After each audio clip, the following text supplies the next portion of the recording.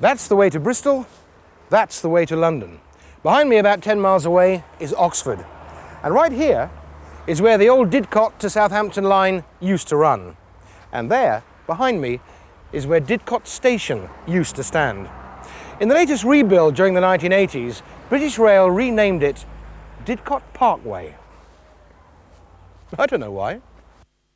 This is how Didcot Station looked in 1852, 8 years after it had opened, by which time it had become a busy junction on the Great Western Main Line from Bristol to London's Paddington. From here, you could catch the Exeter Flyer, which would take you the 53 miles to London in 55 minutes. Today, the same journey by high-speed train will take you 45 minutes. 10 minutes less. The name has changed, the buildings have gone, the trains are different, but the spirit does live on. Over there, at the Didcot Railway Centre, home of the Great Western Society. You mention Didcot to anybody who has had interest throughout the world in railways, and they know of us, and along with the power station behind us, we're the two big attractions in the area.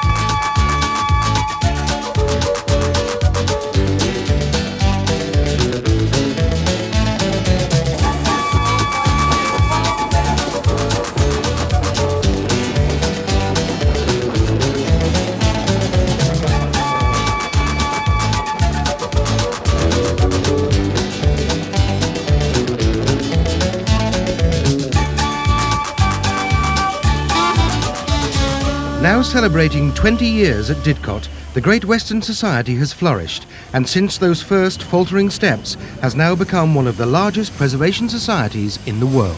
The origins of the Great Western Society go back to 1960, when British Railways published a list of locomotives that they were going to preserve as part of what is now known as the National Collection.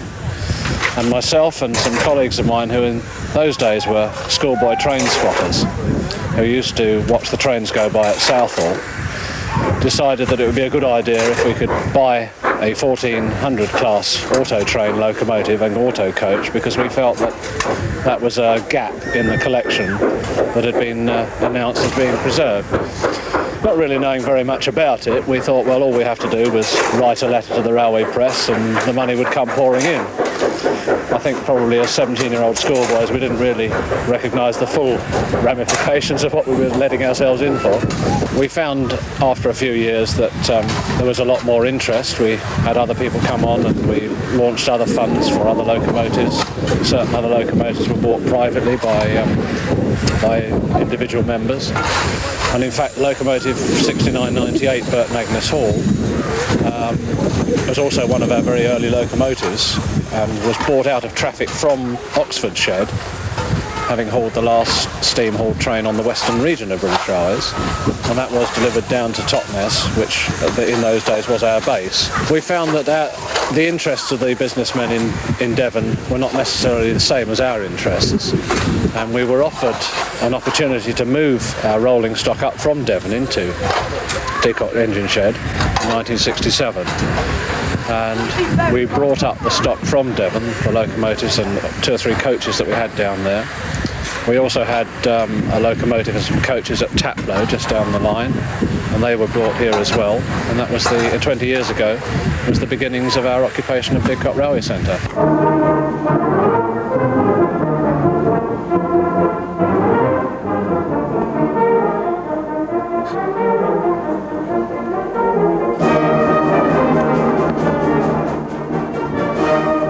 In the last week of March 1987, visitors flocked to Didcot, the headquarters and showground of the Great Western Society, a mecca for the Society's 5,000 members worldwide.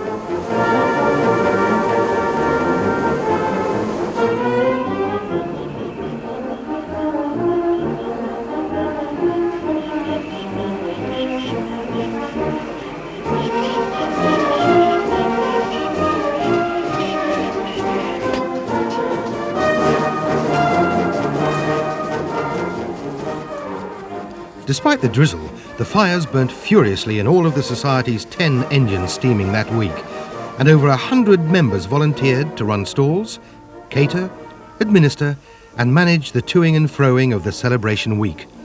Whilst never far away, the work of restoration progressed.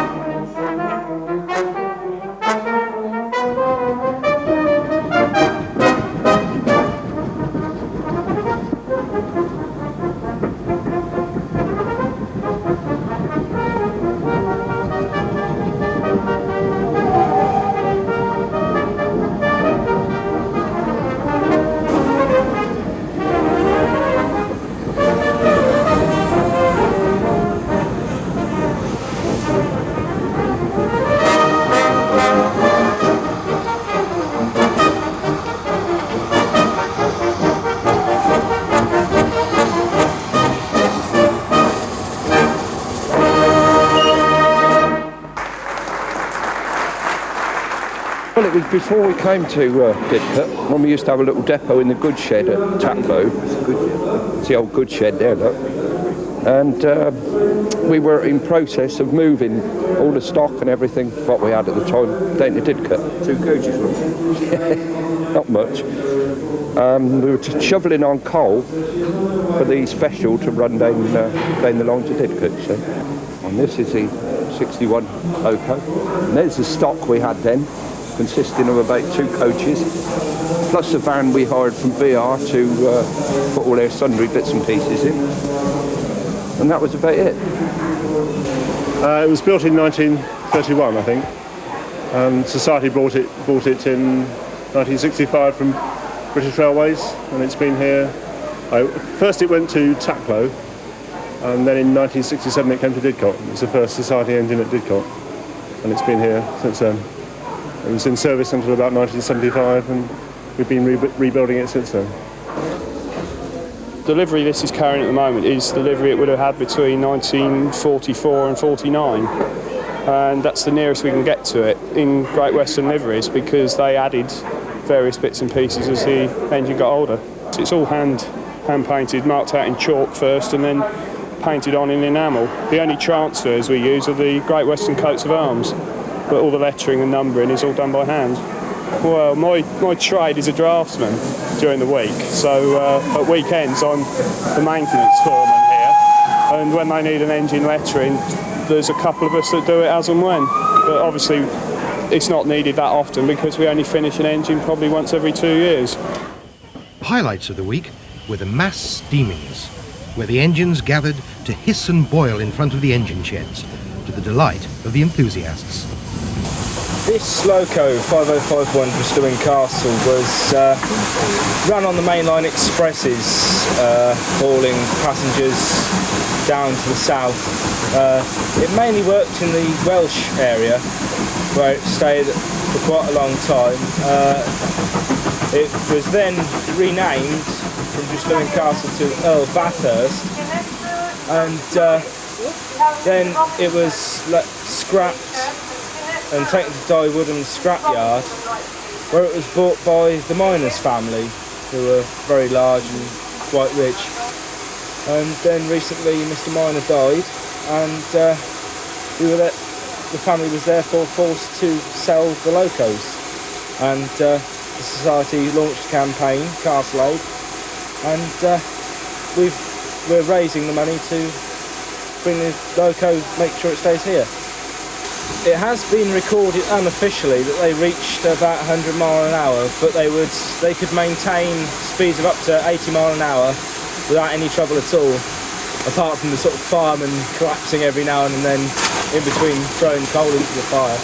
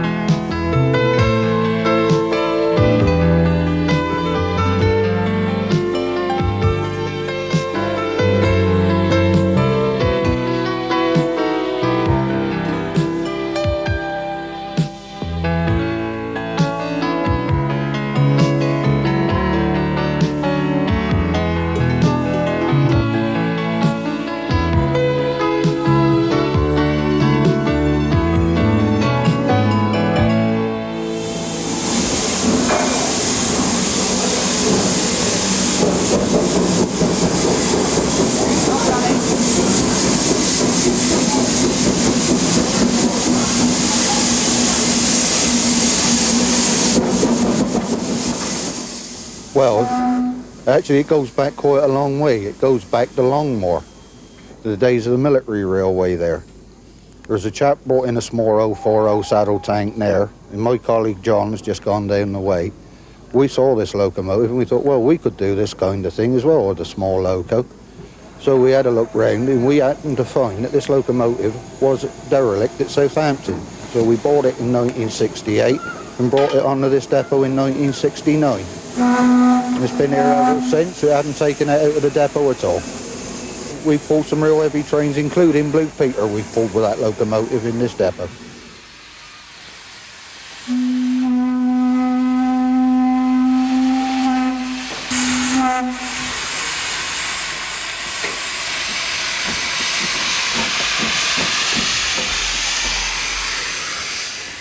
The shunting yard, which is now a mass of steam traffic, was abandoned by British Rail in the late 1960s.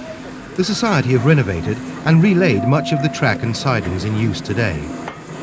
Two of the lines are long enough to offer short trips, a chance for the visitor to experience the elegance and style of the Great Western Railway.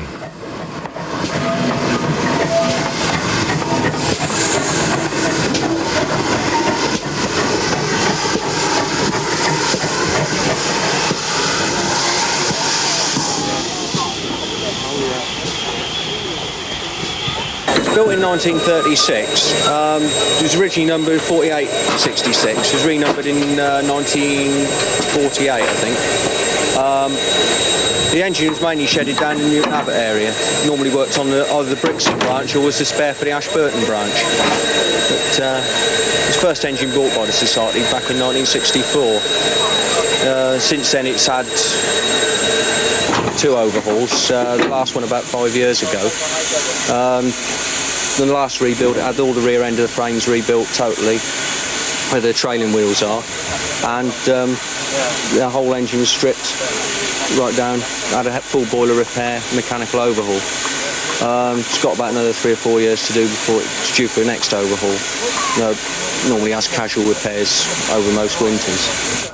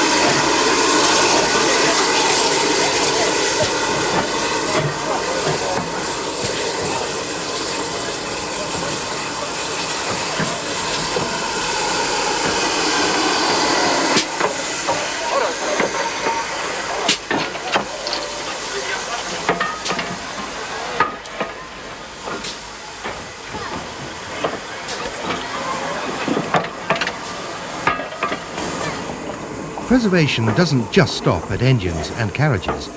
The Society has saved a whole station. It's true. Painstaking rebuilding has given Didcot's engines a charming halt. This Didcot, well, we reconstructed this. The waiting room, as you see, that came off the Lambourne branch. It's what they call a pagoda-type waiting room. That came from the Lambourne branch. Signal box from Radstock. The water tower, which you see down there, that is authentic.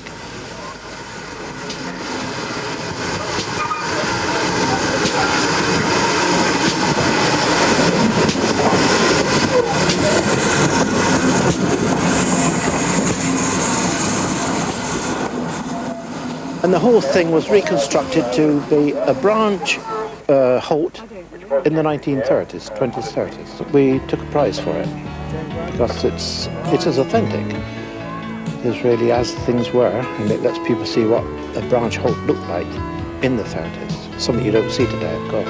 They've all gone, unfortunately. We're quite proud of it, very proud of it.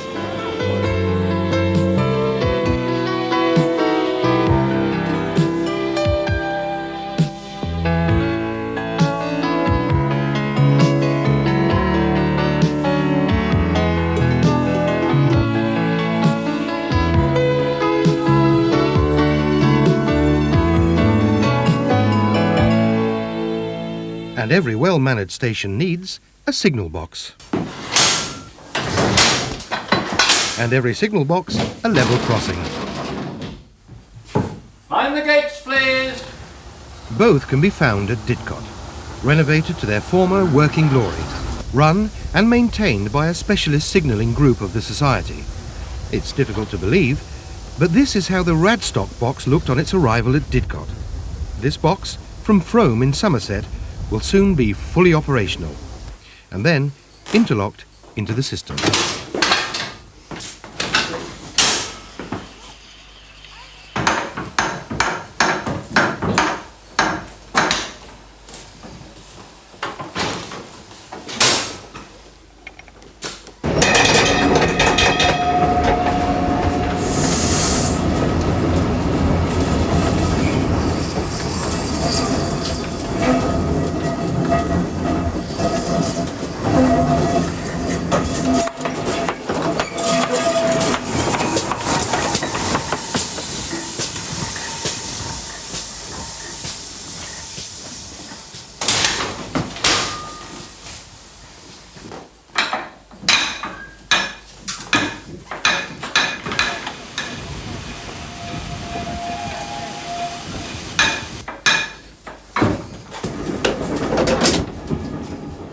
Well, he used to work from the mid-30s right up to the end of steam on branch lines. And the idea of it was that you could drive from the engine, and when you got to the end of the branch line, You didn't need to turn anything round. You just got out the cab that end and come up this end and you could drive from this end. With this one, if I put too much brake application in, the train just comes to a stop because I can't recreate the vacuum. The fireman has to do that. So you've got to work as a team, though you're the length of a coach apart. And because otherwise we should just stop, short of the platform. I used to work up to a maximum of 4 coaches, but they'd only have the maximum of 2 behind the engine, which was worked off the regulator rod, because if you had more than 2 coaches, the driver just could not pull it across. So if you have 4, you'd have 2 coaches at the front, then the engine, and then another 2 coaches. It was to make it a lot easier, otherwise you could never move this regulator handle otherwise.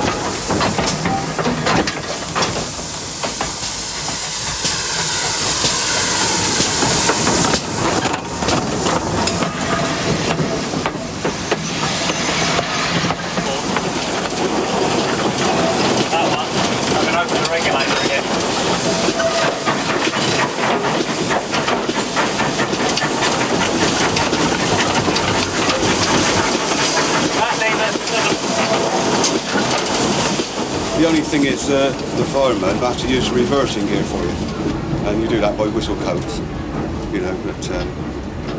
but it's quite simple. This is a whistle chain. You've just got the net in there. So I just take it back the other way now.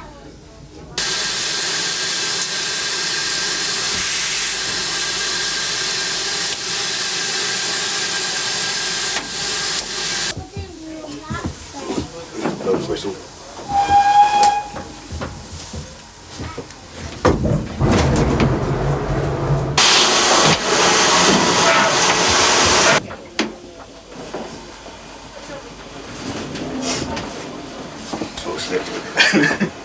The Society is now in the process of renovating a second auto coach, thus giving them the unique honour of operating 2 of these eccentric but eminently practical pieces of railway history.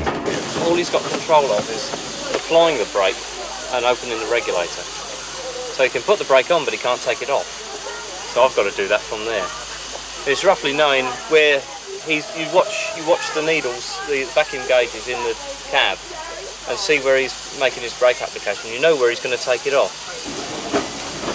So you take it off for him.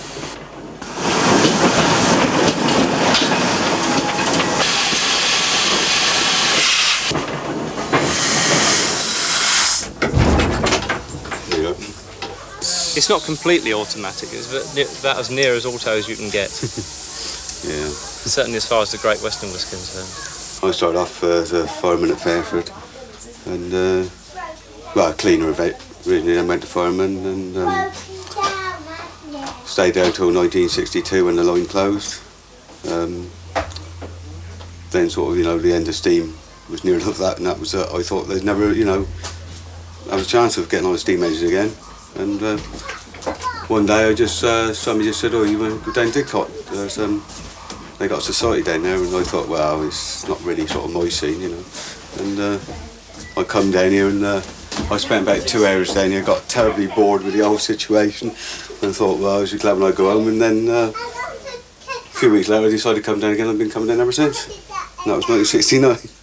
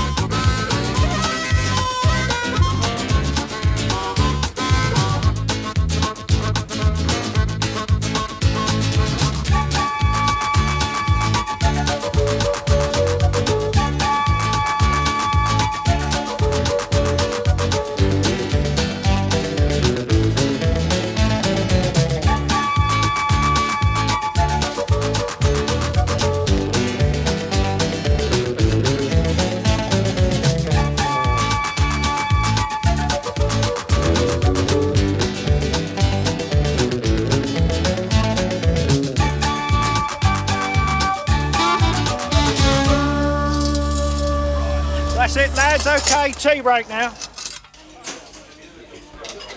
Tea breaks offer the voluntary workforce of members the opportunity to swap stories and progress reports. Work weeks are special events to encourage members to get down to some hard graft. At weekends and steam days, visitors take priority.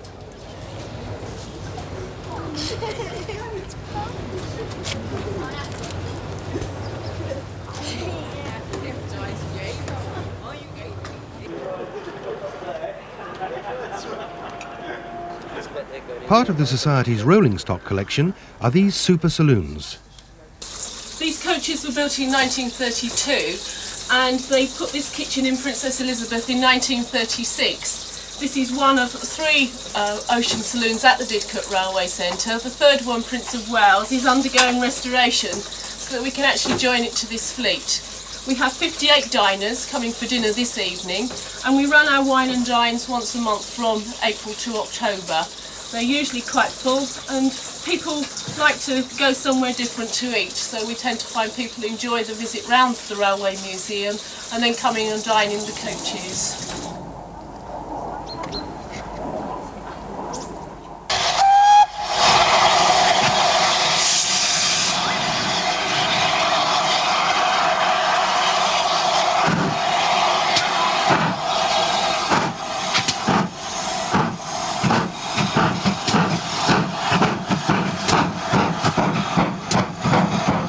Although at every turn an engine can be seen puffing away on its business, part of the Society's preservation philosophy is to recreate the total environment of the great days of steam.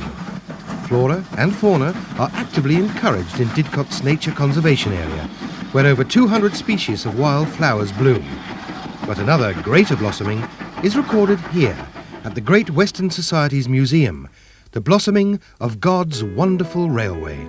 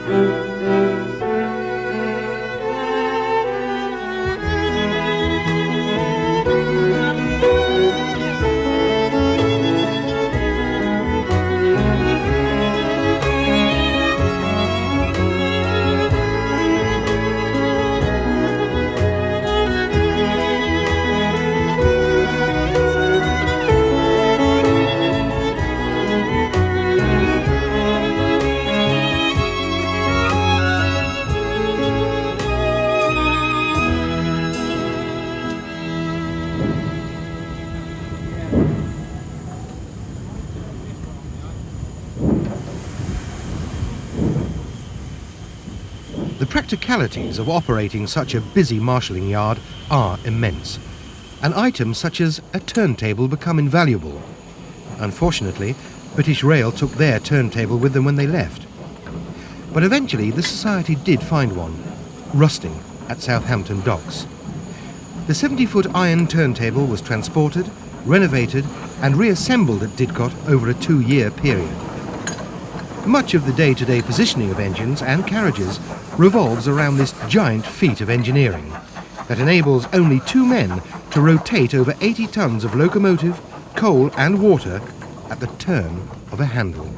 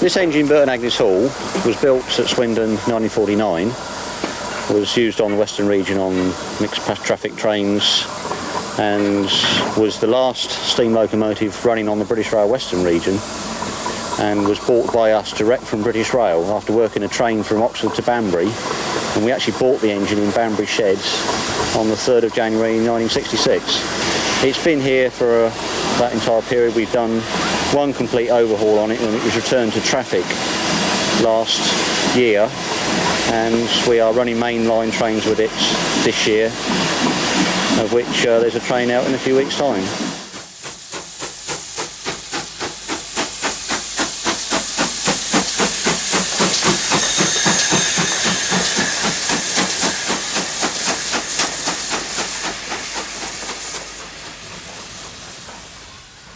It was a sunnier day when a well-known and much-loved visitor to the celebrations was the LMS Princess Elizabeth.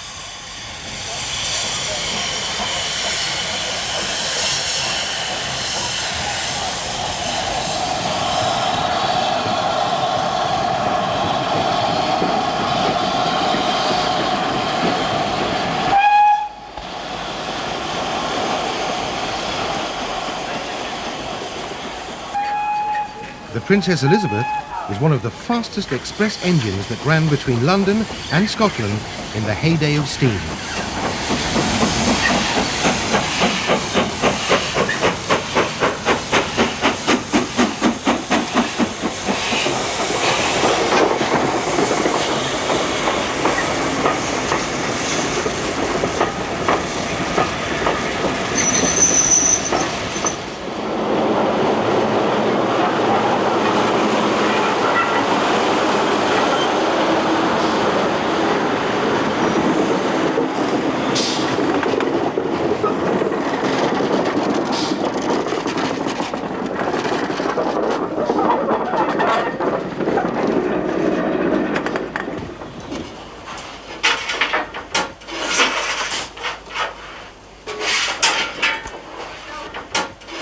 Another welcome visitor from the Bulmers Railway Centre in Hereford was the King George V.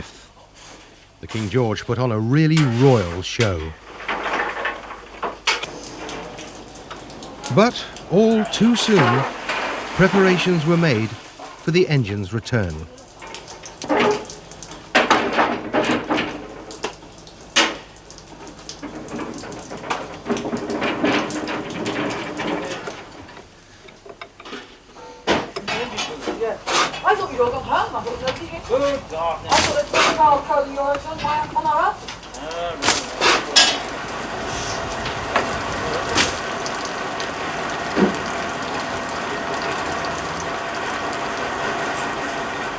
Guest appearances are no stranger to the King George.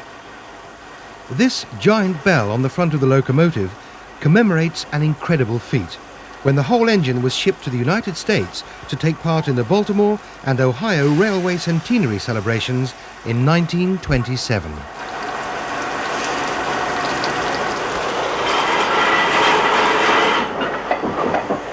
But back to today, and the King George setting off for a major refit on what is likely to be its last run out on the main line ever.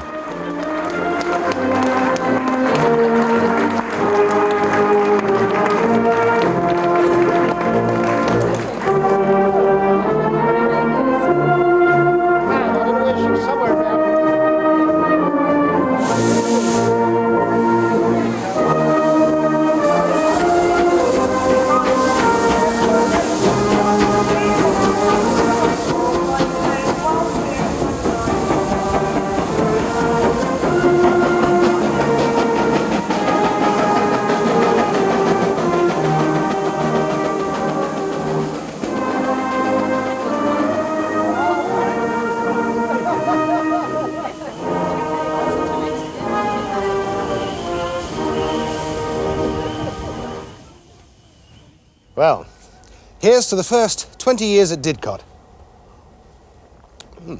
And here's to the next 20.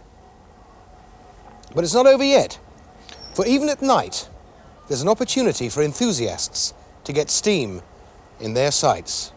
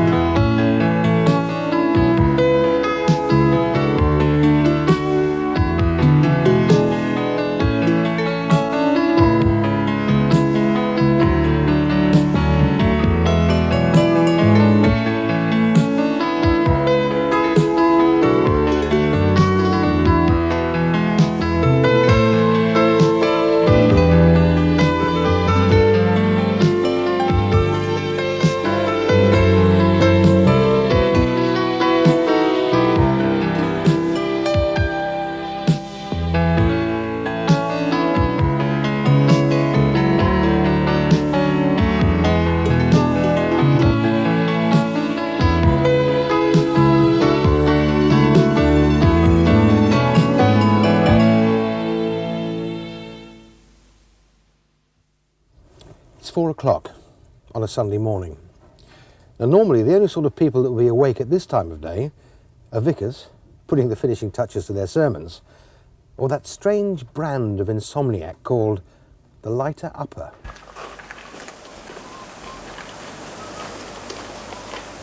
Fortunately for me, it was a warm, if wet, midsummer's morning, and the sky was beginning to glow when I went to the railway centre in Didcot, home of the Great Western Society. There I found Dave Martin preparing to light up the engine 6998 Burton Agnes Hall. And as Dave made the preliminary checks, we heard someone else approaching. Hi Chris. Hi Dave. Check the water. Brakes, engines in mid-gear, cylinder cocks are open. Right then Chris, we're going to put some old oil on this rag, round on top of the wood, just here and there. And when we light the wood, it helps it all to burn very quickly and the fire spreads quickly. Right, we got the matches then? Yep. Okay, light the cloth then. I'll stick this on the shuffle.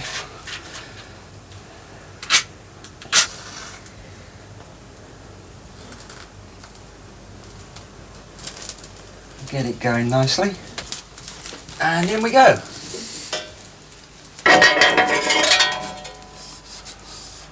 There we go. In about 3 hours, 4 hours, we will have steam.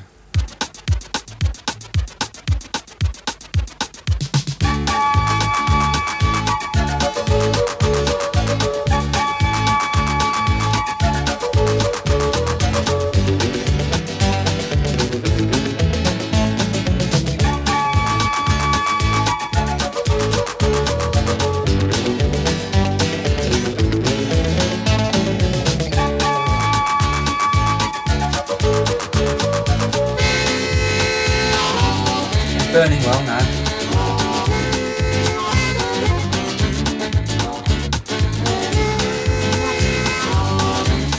This is a problem, see, when you get the wind changing, you get the stuff blowing out this way instead of going out that way.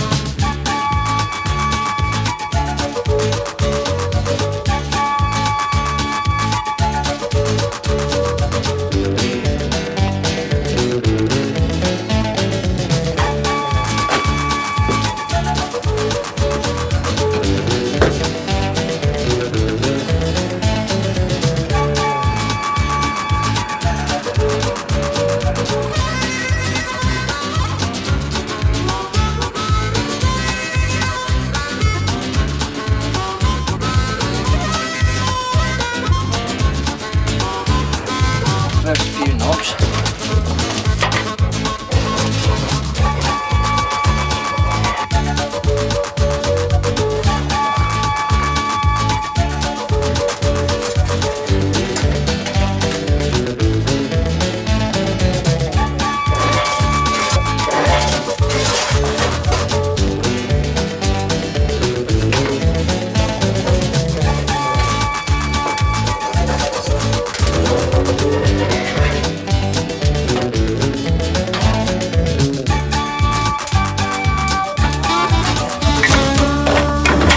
Having been at Didcot for 20 years, and now a full-time staff member, who better to talk about steaming up and tell us the lightest tale than Dave Martin. In this area, the steam engines finished in 1966, and the engine we're on at the moment actually pulled the last scheduled steam train on the western region of British Railways, January 1966.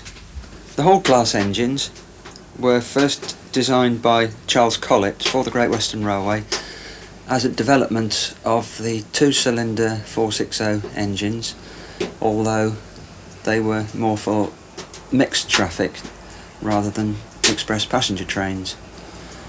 There were 200 or so built until about the Second World War.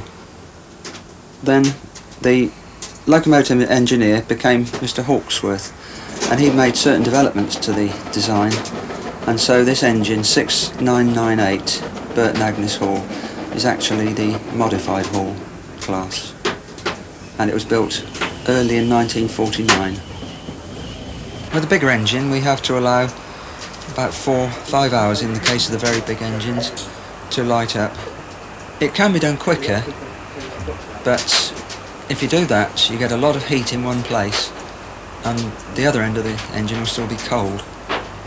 And that causes a lot of stresses and strains, and we have to be very careful about that, otherwise you'll get leaks in the boiler. This engine we flipped at 5:30 this morning, and it will be ready for service at 9:30, 10 o'clock.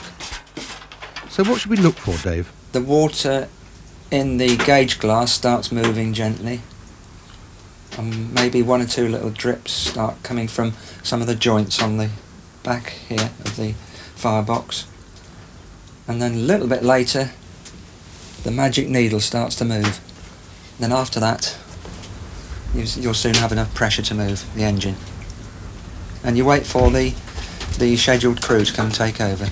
But after so long at Didcot, doesn't Dave have any ambition to be a driver?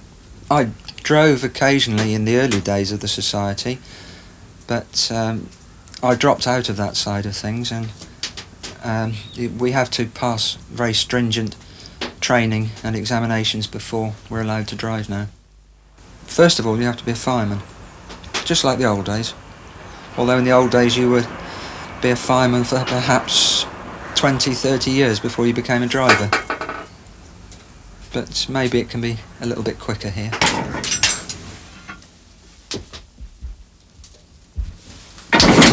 A bit more coal is required. You have to keep looking at it and make sure the fire's burning correctly, and it's going to burn in the corners and right down at the front end of the firebox. In this one it's quite a long firebox, so once the fire is caught well at the back, then we push it forward and get the rest of the fire burning. See, normally you would throw the coal in, but it has to be very carefully placed to start with, so it catches properly.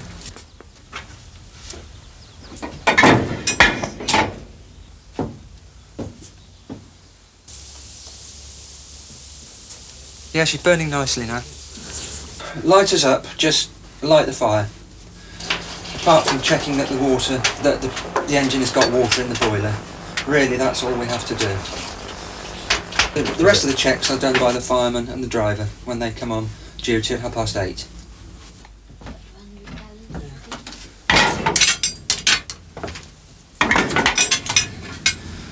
The tender behind the engine, that's the old joke of course, the engine's got a tender behind. The tender carries 4,000 gallons of water when it's full and 4 tons of coal. This would be enough to give the engine a decent run up to Birmingham and back, and that would be in good condition. If, however, the engine was in poor condition, not steaming very well, leaking tubes, then perhaps we'd only reach Banbury and back. Chris Race, at 13, one of the youngest members of the Great Western Society, is going to light up 1466, a favourite of many members.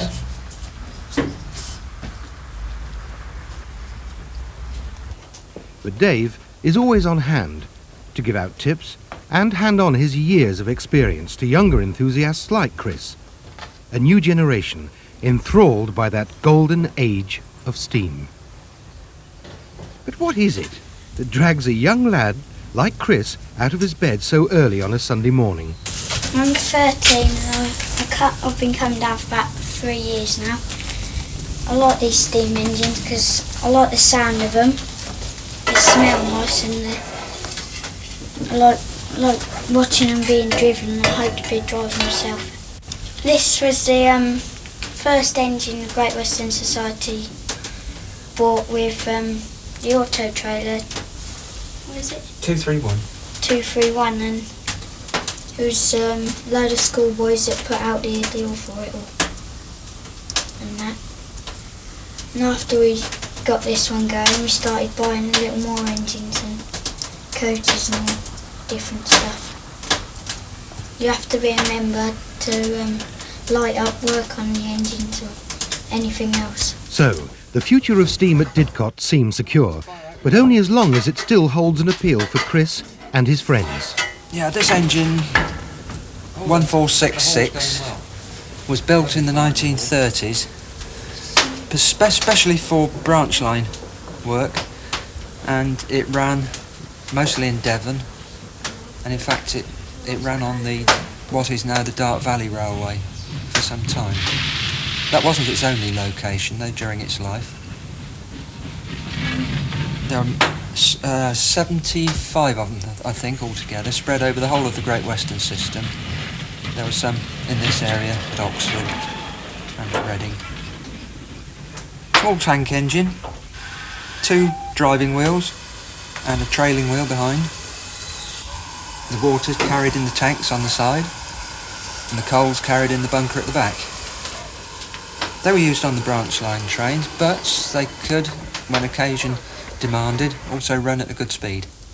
And the celebrated place for this was near Gloucester on the Chelford trains, when these engines used to keep up with the express trains on the next door main line. There are 4 still in existence: 1420, 1442, 1450 and this one. Couple of minutes break, cup of tea.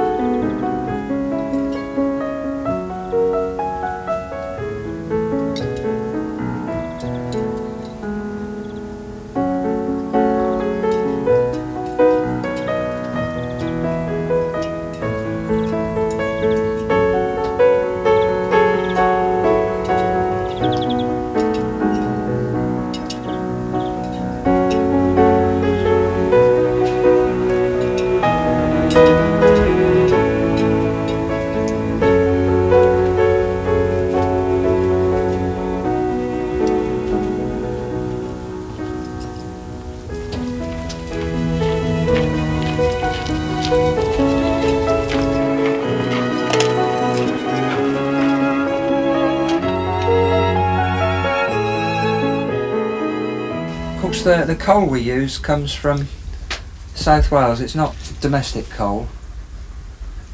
It's Welsh steam coal.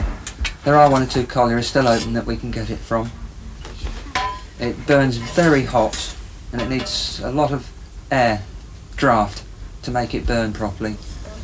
Great Western engines were designed to run on Welsh steam coal because the Great Western area covered the Welsh steam coal collieries. If you burn household coal in these engines, they don't steam nearly so well. If they go to other parts of the country, then the coal they're given is maybe Yorkshire coal or Nottinghamshire coal, and it's much more of a job to make these steam.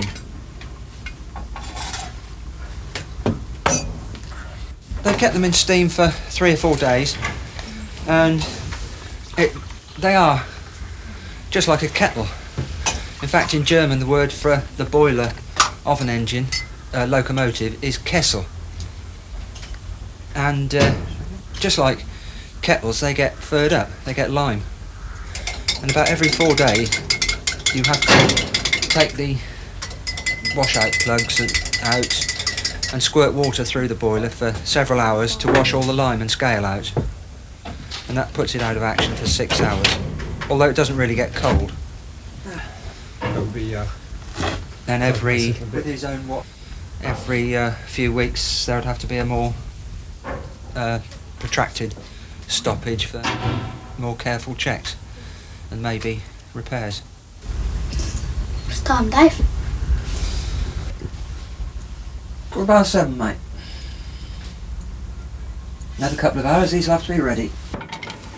Every day there had to be engines lit, and when an engine came back in from service, most of the fire that was in it would be thrown out, or it had already been used, because engines were not supposed to come back in on shed with a great big firebox full of coal. No point.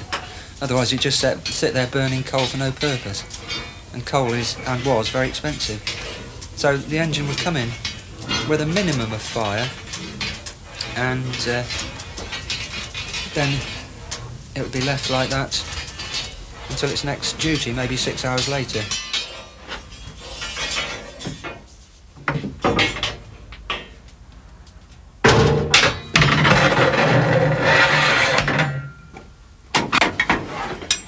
This engine is called Burton Agnes Hall.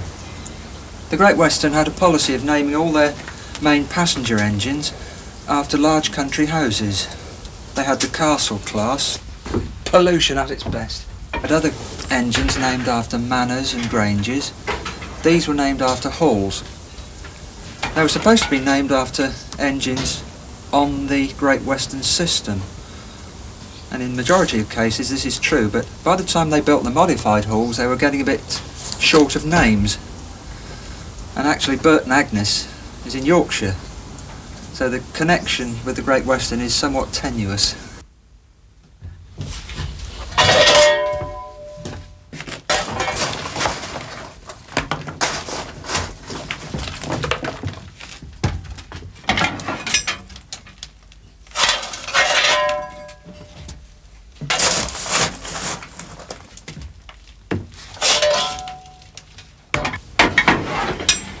I'm actually sat on the right hand side of the engine, the driver's side, and the controls, the regulator, for opening up the steam to the cylinders. The reverser for controlling the manner in which the steam is used, also for changing the direction of the engine. The brake which opens the vacuum passageways and let air in. The blower control which increases the draft on the fire. The large ejector which sucks the air out of the vacuum pipes. And then it's the fireman's job to check the water level and the pressure. The Great Western carried on with right-hand drive right up to the end of their designs. Most of the other railways, apart from one or two smaller ones, had left-hand drive, where the driver sat and controlled the engine on the left. The big engine behind us is also named after a large country house. In this case it's Drysylwen Castle in Wales. This engine really, for most of its life, was called Earl Bathurst. The name Earl Bathurst was originally on a very small, old-fashioned looking engine, and the lords who had these engines named after them were a bit upset about this, and they pressed the Great Western Railway to put their names on rather more modern, exciting engines. And so the names of a dozen or so of the newest Castle class engines were taken off, and they were renamed after the Earls that were on the old engines. So Drysylwen Castle was only carried by this engine for about 6 months, and it was renamed in about 1937.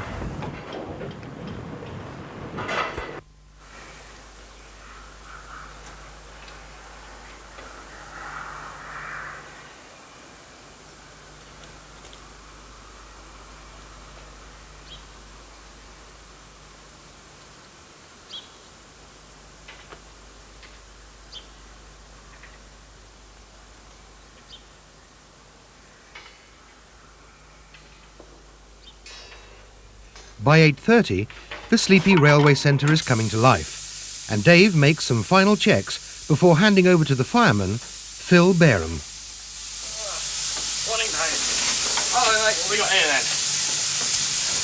Oh, very nice. Yes. Something horrible. Yeah, something of it, right. The needle's We'll moved. that. Yeah, that's great, yeah. You got blower pressure. You got half a turn on the blower. Great, right.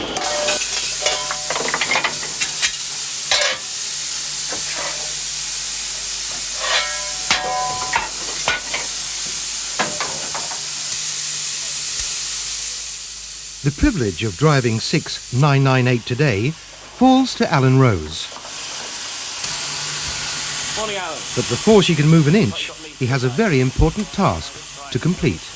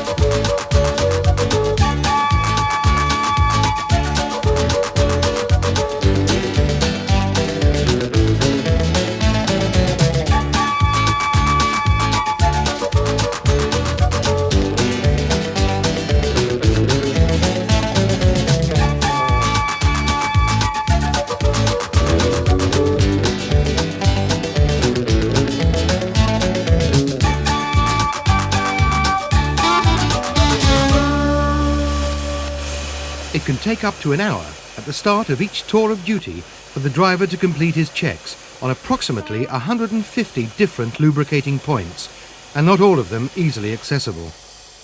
The points are protected by a cork. A firm twist keeps them securely in place even when travelling at full speed along the main line.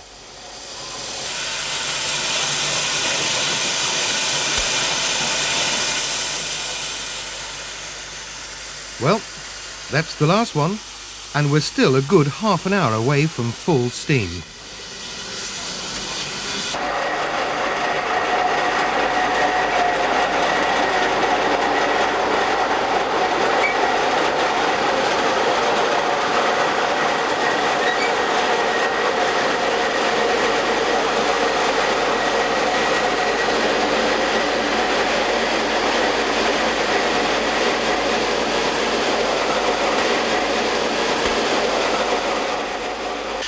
"1466", a small but powerful tank engine, is now in full steam and stands by to gently push the Burton Agnes Hall, which has no power of its own yet, to the water crane.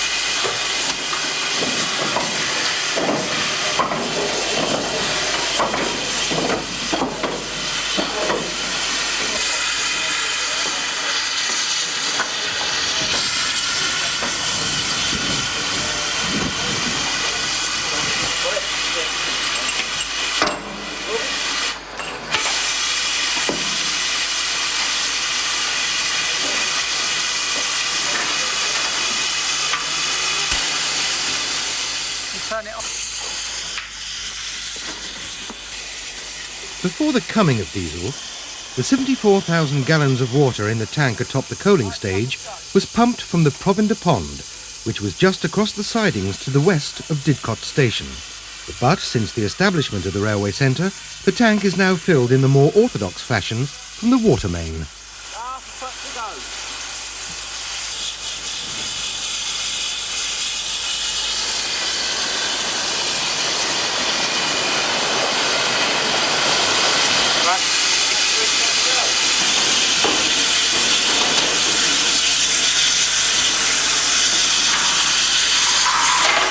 back there. Yeah, just from back a bit.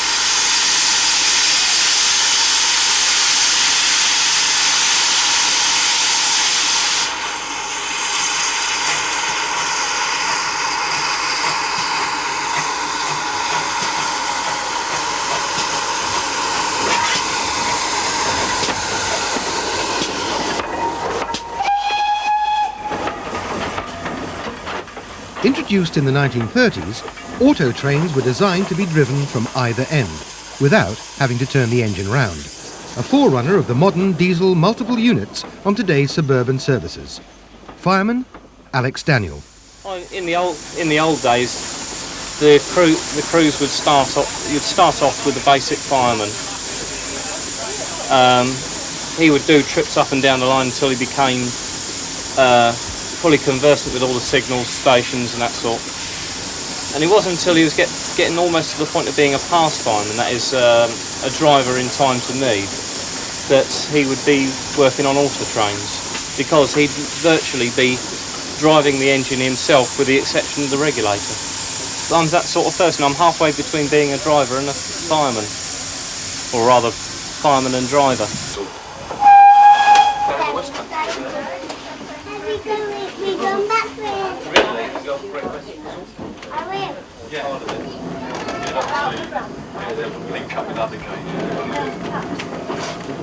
The time is just after 9:30. The auto coach finishes its first run of the day in the hands of driver Peter Granston.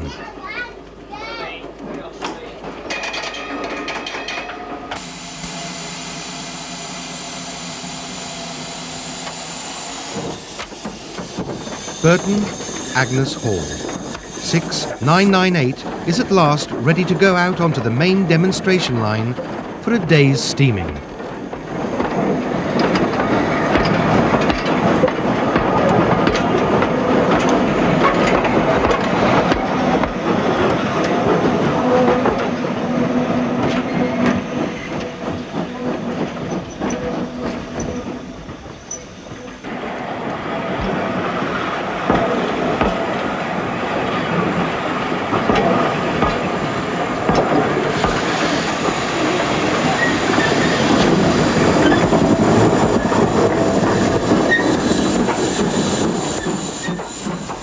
It's now been exactly 5 hours since we first met Dave Martin, lighting up in those cold moments before dawn.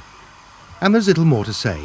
I'm just going to sit back, relax, look and listen to the sounds of Didcot.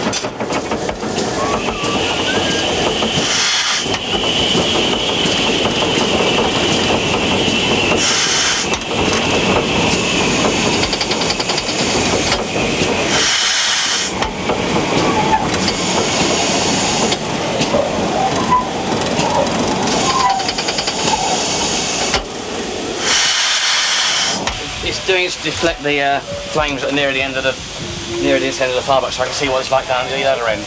Because I think you get holes down at the front, which allow cold air to come through, and you start losing pressure. So I do that so I can see what I'm doing, what's going on in front of the firebox.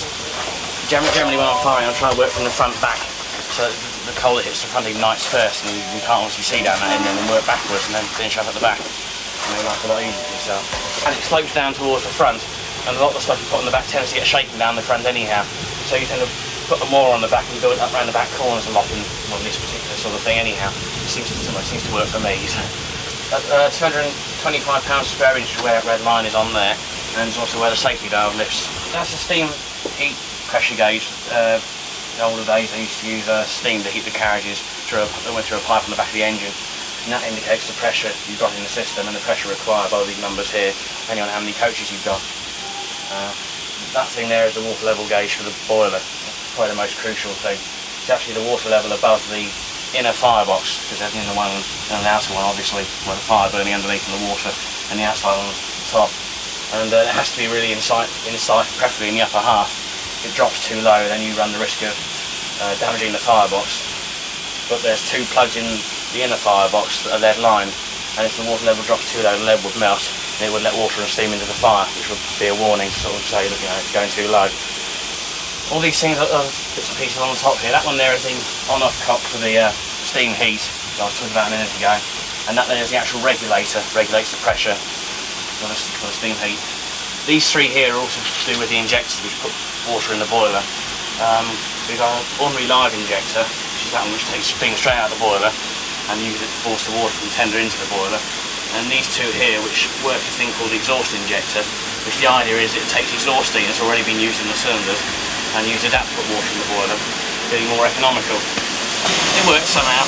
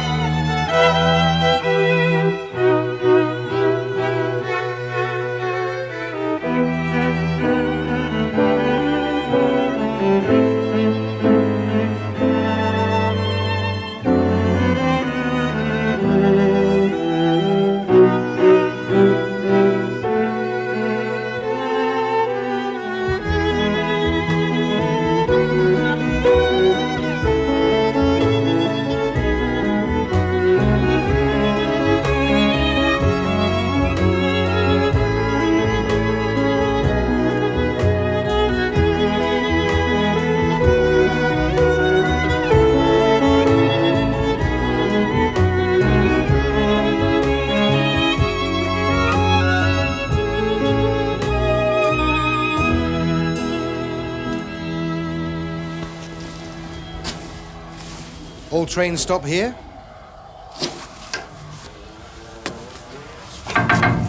Oh. And so they used to, forever. But not anymore. For these rusting hulks have been saved from the scrapyard by a group of enthusiastic railway supporters here at Didcot. You know, anywhere else in the world, this would be a sad sight. But not here. Not here at Didcot. These are waiting for restoration. Restoration has already started on this one, number 7202. But as you can imagine, restoration work of this kind takes a great deal of time and costs a great deal of money. Good luck.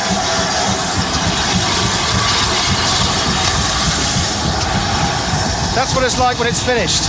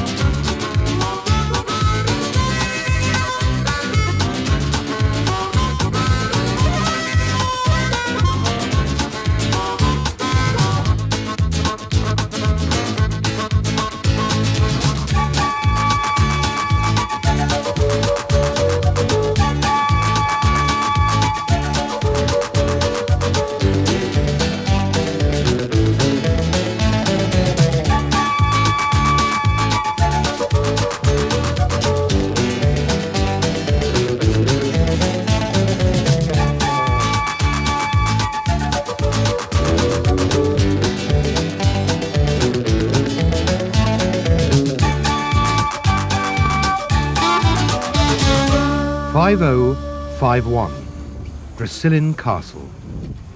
Seeing it today, it's hard to imagine that only a few years ago it was being ignominiously towed from Die Whittam scrapyard in Barry to a new life in Didcot. Built in 1937 and condemned by British Railways in 1963, 5051 is a member of the most successful family of the Great Western locomotives, the Collet-designed Castle class. For the whole of its working life, it was based in South Wales, pulling express passenger trains to London and the Midlands. And although now normally carrying the name Dracillin Castle, 5051 was renamed Earl Bathurst in 1937. That name being originally carried by an apparently antiquated-looking locomotive. The Earl in question objected. Now fully restored by members of the Great Western Society, it once again makes a magnificent sight in the full splendour of the GWR livery. And since its return to mainline condition in 1980, has made several journeys on the very tracks from which it was once banished. But there's no smoke without fire.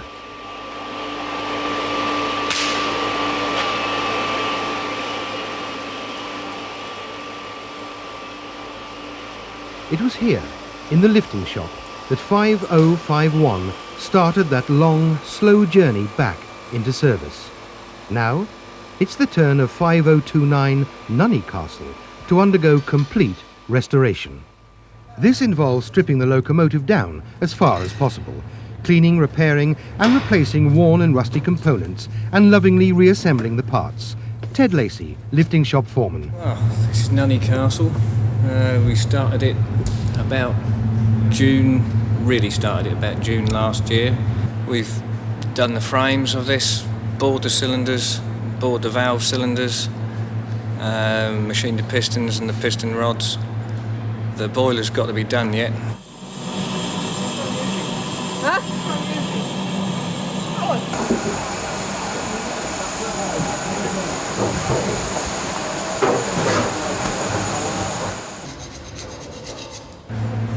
I've done brake valve and blower valve and fountain. I've still got the gauge frame to do.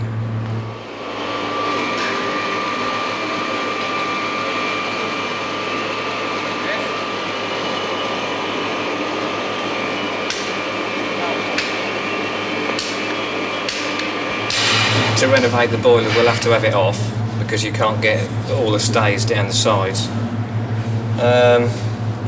We'll have all these stays out, all these ones there, they're steel stays, which is just threaded metal bar, neck down in the middle, just to keep the two halves of the boiler apart, the inner firebox and the outer firebox. And you can drill them out from this side, and then we get in there and gas them out from the back, and they come out quite easy like that because you can't gas out, you can't hurt the copper that way. What I'm doing at the moment is to flatten these faces off. They all look like that, where it's been out in the rain and all the rest of it, and it just eats it away. So flatten them all off so they don't leak. Nothing worse than a cab full of steam. As far as is possible, the original parts are restored, but obviously those subjected to wear have to be replaced.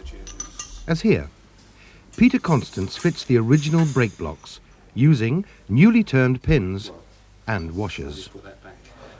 That's the position of the pin in the brake hanger, and the block itself, which is the wrong way around at the moment, would be sort of hanging in that sort of position against the wheel. That is the position it would be in once the locomotive is running. And this arm will just move forward when you apply the brakes, so that this rubs against the tyre on the wheel. And hopefully it stops the engine.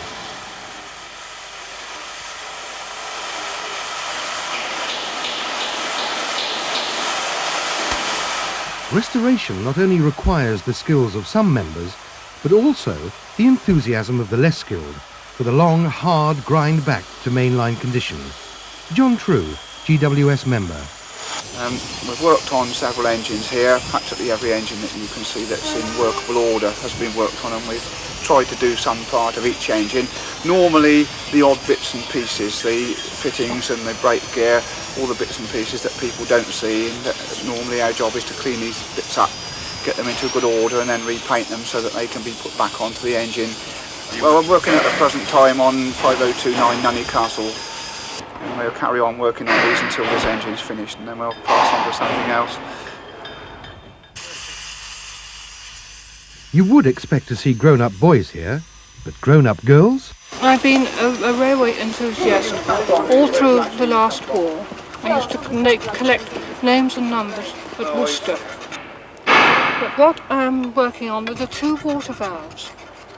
One is under the right-hand side of the foot brake.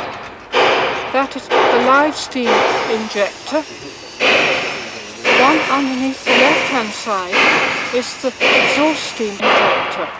What I mean to say is this: you use a bit of exhaust steam when the engine is running, with a little bit of live steam to carry it on, and that's it. Simple, isn't it? And so the work continues, burning, scraping, and grinding off the decades of rust. But when all the parts are put together, will it go? It came from Barry. It wasn't in bad condition considering, but it's weathered over the years. It'll go.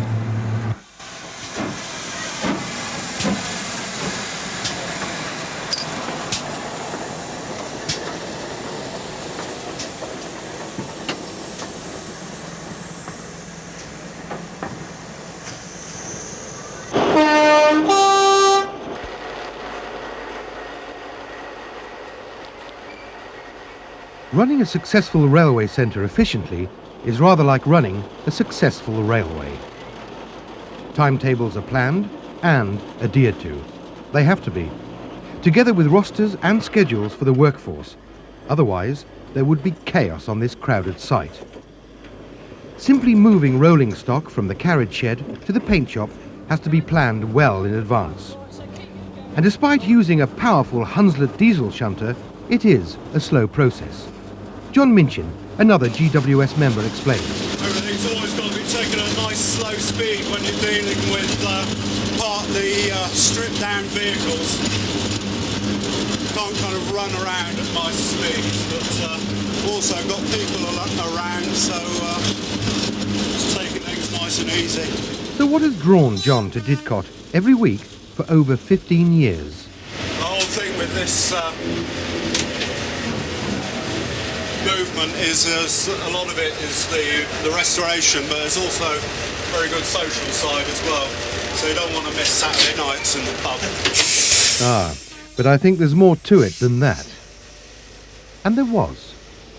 John told us just how he started with the society and what he does now. Started off as a fireman, and I'm now the diesel driver as well. But my main work and contribution, in fact, has been on fundraising more than the operating, so I've got two totally different hats. The society runs a bookstall which brings in precious revenue to cover day-to-day running costs, as well as helping to fund major purchases. But all over the site there are stalls and shops raising money for particular projects, selling anything from first aid covers to bits of old signalling equipment. The Bristol Group are currently raising money to fund the renovation of Frome's signal box. The Bristol Group are in charge of signalling at Didcot.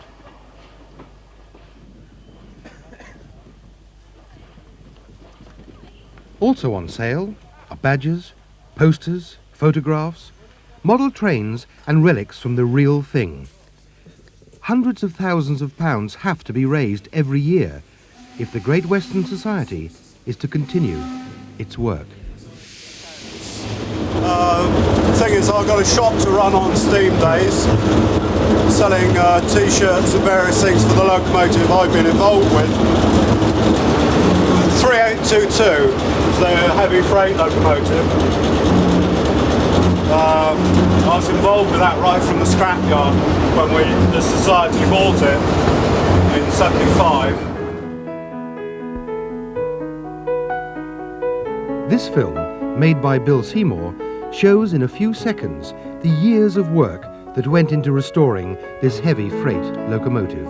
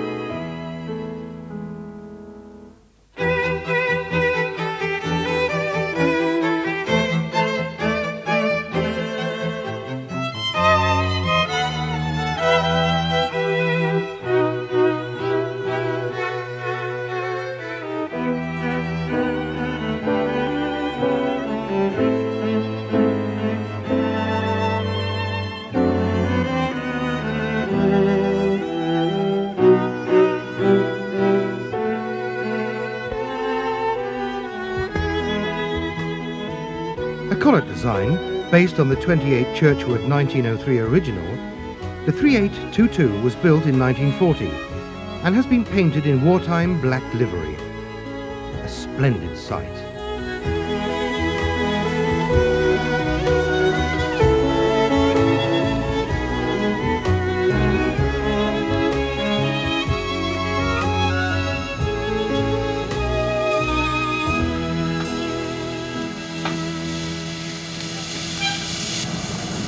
A lot of our group have moved on to the other big freight engine we got here, which is 7202, and hopefully we'll be getting really stuck into that later on this year.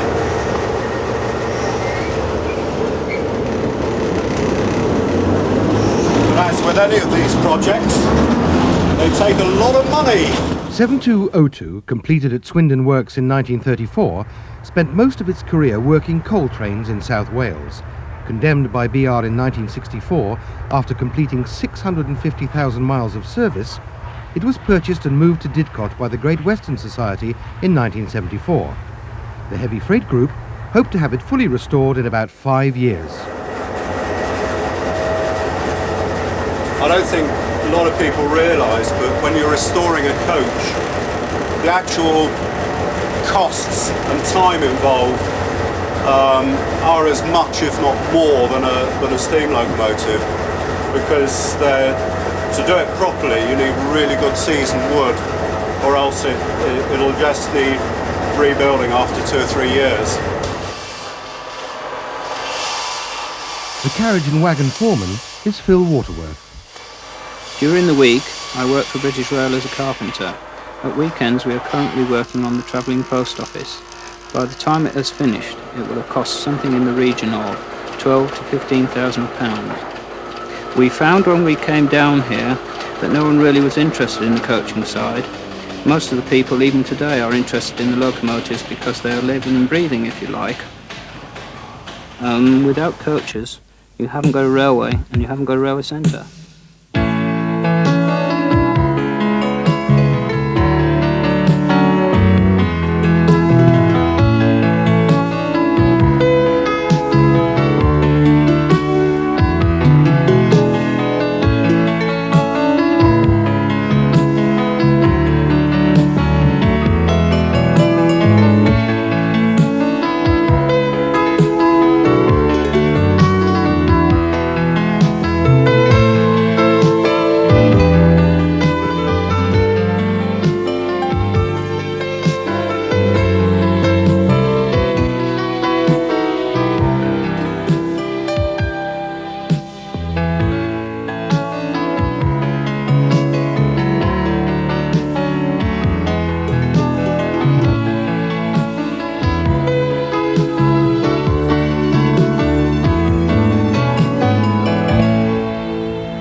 Looking as pristine and gleaming as the day in 1921 when it left the carriage works in Swindon, it would not be an exaggeration to say that 3755 was lovingly restored, especially when you look across the site to see its sister coach 3756.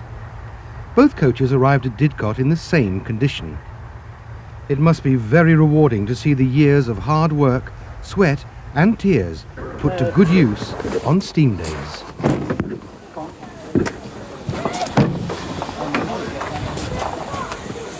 Yes, we are. All right, John?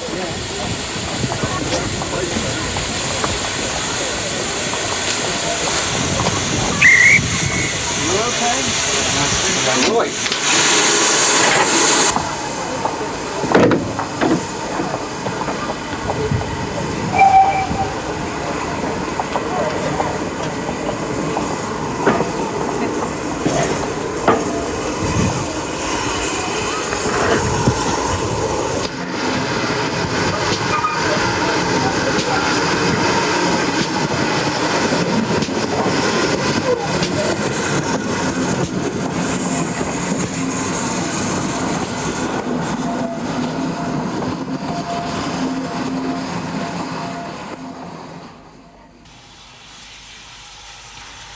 Another long-term project is the 190 Auto Trailer.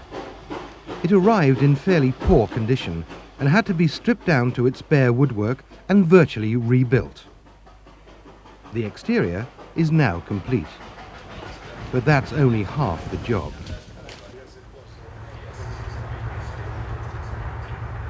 Now the interior has to be accurately recreated. Already £15,000 has been spent on materials, and a similar amount has to be raised to complete the task. Restoration is hampered by the lack of original plans and designs, so work progresses by studying old photographs and relying on long memories.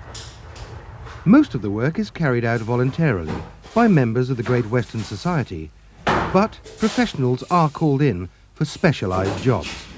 Like here, the seats are being rebuilt at a cost of over £4,000.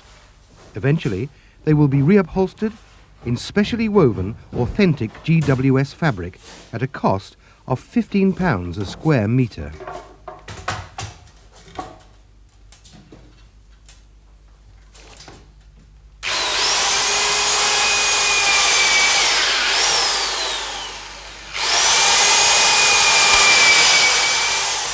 The intention is to restore it to full working order. The locomotive department are helping with the driving cab, which will be connected to a locomotive at the other end of the coach, allowing it to be driven forwards and backwards without having to turn the engine. But with the ongoing maintenance of the other rolling stock, labour and time are in short supply.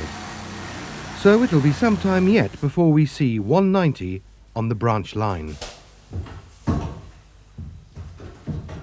However, the work continues whenever time and money are available. Some of the restoration work is obvious, but it is often the smallest details which cost the most.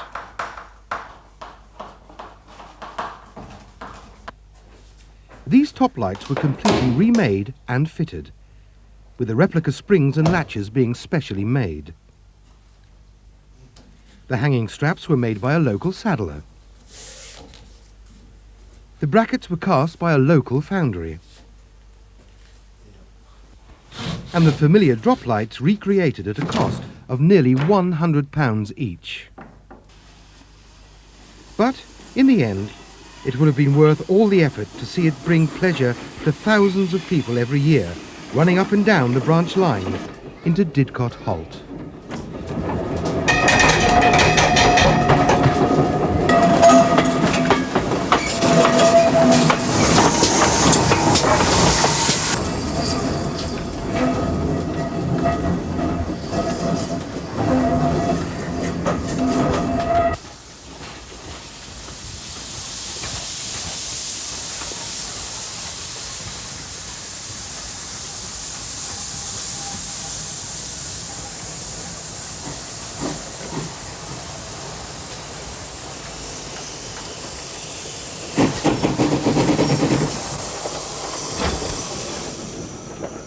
These super saloons, named after members of the royal family, have been preserved in their original condition and now provide a splendid dining service for visitors to Didcot, in the same luxurious surroundings enjoyed by passengers on the boat trains to Plymouth in the 1930s.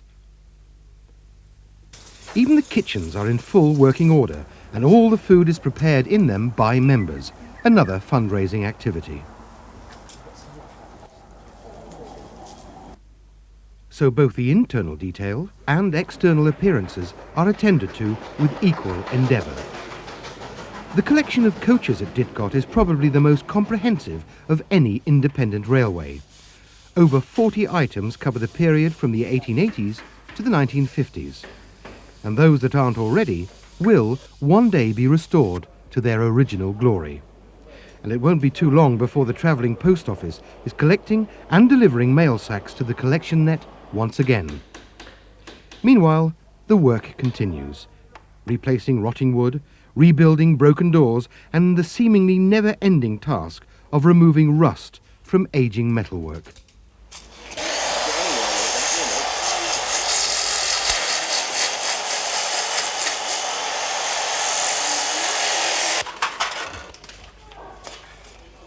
But coaches comprise only half the rolling stock.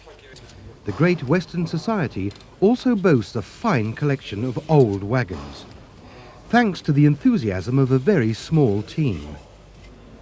Using photographs for references, they are renovated and painted, restored and repaired, with as much care and eye for detail as the locomotives and carriages.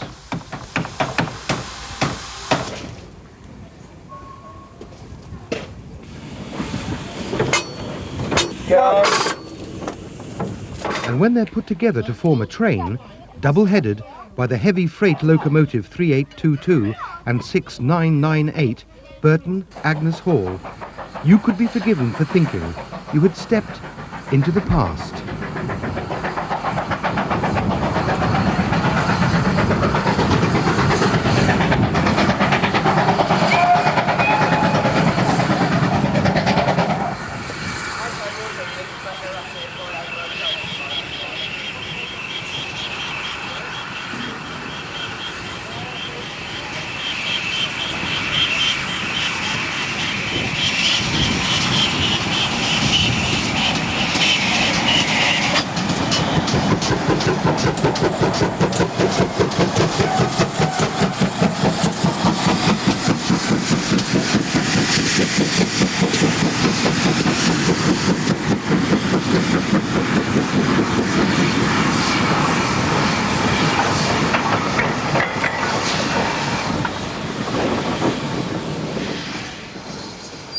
Great Western Society Railway, in fact, had a number of wagons, and they gave them various code names. The particular wagon on the end with a veranda for the guard to act on freight trains is known as a toad in that coding system. And we've got a train here of about 10 wagons along with it, being shunted by 2 locomotives. They'll be about to stop in a few minutes to leave that toad there, and taking 2 wagons away from it to leave it with another pair of wagons for use later in the day. The wagon nearest the toad, the John North and Sons wagon, is done with was used for carrying coal. It's a local merchant from Abingdon-on-Thames from its livery. The next wagon is a Royal Daylight wagon for carrying fuel oil. As you can see, it has some early-ish style of lettering. That was in fact donated to the society by a petrol company. The next wagon is a tire wagon, the Smith and Forrest Manchester No. 1. It's used at gasworks or time gone past when we were still producing coke and obviously other heavy-duty oils, and that would be used to take the heavy oils away. The next wagon on came from Fowey in Cornwall and was used for carrying china clay. It has a special design of door at the end of the wagon, this end, which opens so that it could be tipped to allow the china clay to be tipped into boats that took it away from Fowey. The next wagon on again is a ventilated van. There's a mica B, which again is another Great Western code, a mica, for carrying, it had boxes at the end for putting in dry ice, carbon dioxide, very cold, to help keep meat and that sort of traffic in. There's hooks inside for hooking the meat on to keep it cool. The next wagon on again was used a lot at Bristol and other places in Avonmouth for carrying bananas. The wagon on again has in fact a rather unusual brake cylinder. It's an old Dean type of brake where the actual outer cylinder goes up and down rather than the piston inside as on the other freight wagons. And the last wagon beyond that again is a milk tank, which is in fact a southern vehicle. We couldn't get a Great Western vehicle. And that was used to carry milk around the country after they decided they weren't going to use churns anymore.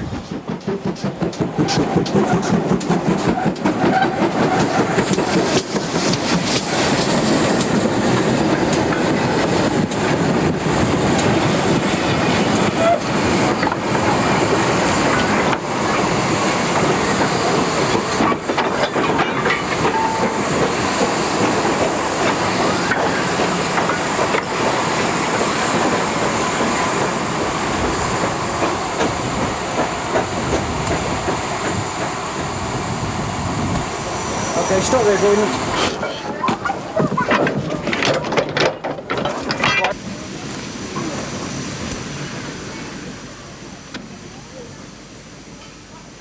Didcot's Catholic approach embraces this Thomas Smith & Son 5-ton shunting crane, which, although it runs on rails, was never intended for use on a railway. It's owned by Gordon Thompson, another GWS member. I bought it myself in 1974. It used to belong to a firm of timber merchants at Barking in Essex called Thames Plywood. I think the firm's now deceased anyhow. It was really a redundant plant, and if I hadn't have bought it, it would have only gone to the breaker's torch anyhow. But I'd always been interested in steam cranes, in fact this particular make, ever since being a child, because I'm sure that you could tell from my accent that my hometown's Preston in Lancashire, and there used to be a local foundry there, again long since deceased, and they had one of these, and I used to watch it for many hours, either during the school holidays or on my way or to and from school. I used to find them, even though it's a rather humble piece of equipment, I used to find them rather fascinating, and still do to this day, and it had always been my ambition to own one.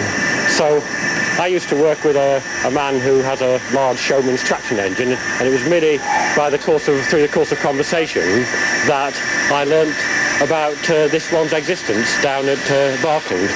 So I went down to see the people, and it just happened. It was during the 3-day week of 1974, and it had stood for a while, but they just pressed it back into service, and I asked them if they were likely to dispose of it, and in fact they said yes. And so I was able to buy it at its then scrap price, which was 28 tons of scrap steel. Well, this crane was actually built, you'll probably find it difficult to believe, but it was built as late as 1954. And the death knell of them, really, was the Clean Air Act. But the design goes back to about 1890. That's why it looks so old-fashioned, because they never ever changed the design from that original conception. Whoa, me, Morris. Okay. Yeah, take it up slowly. There's no way to This can best be described as a bus on rails, as Alan Machin explains. This vehicle we are sitting in was built in 1940 and is a Great Western Railway diesel rail car. They were built primarily for branch line operations. It has 2 AEC engines and is a 48-seater. They were run all over the Great Western system, from London branch lines to places like Henley and Marlow, and they were used in Wales and as far north as Stourbridge and Shropshire. Of the 38 originally built, there are only 3 remaining. There's number 22 here, this one at Didcot. Number 20 is on the Kent and East Sussex Railway, and number 4, one of the earlier streamline ones, is in the Swindon Railway Museum. This was quite an innovation for the time, the first one of these rail cars being built in 1932. The advantage, of course, is that they were cheap to run. They were quite easy to operate because the driver just walked from one end to the other rather than having to change the engine from one end to the other.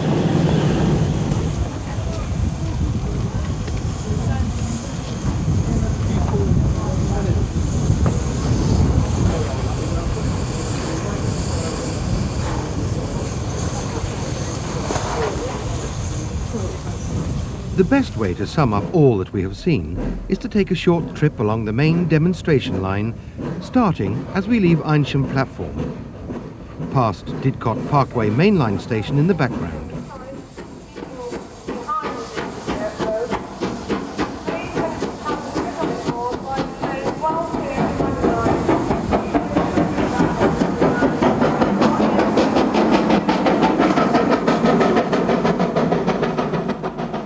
There are the goods wagons, the coaling station, a gate protecting the main line, and a GWR linesman's hut. As we travel past Gathering Speed, a timely reminder that Didcot is still a busy railway centre, both ancient and modern. And there is one of the Hunslet diesels being preserved by another breed of enthusiasts, the diesel and electric group. More derelict coaches and locomotives stand in line awaiting their turn. And look, there's the 72 where we started, in front of the original engine shed. The new yellow building is a much needed extension to the working areas and hides the original lifting shop where we saw the Nunny Castle. In the far distance behind the super saloons is Didcot Halt, a genuine taste of the Great Western Railway. The traverser is sandwiched between the turntable and the carriage shed, all under the constant gaze of Didcot Power Station. For here, at Didcot, a dream has come true, preserving the style and elegance of the Great Western Railway, the dream of 4 schoolboys. Thanks to Angus Davis, Graham Perry, Mike Peart and John Barlow, the golden age of steam lives on, and it all started 26 years ago.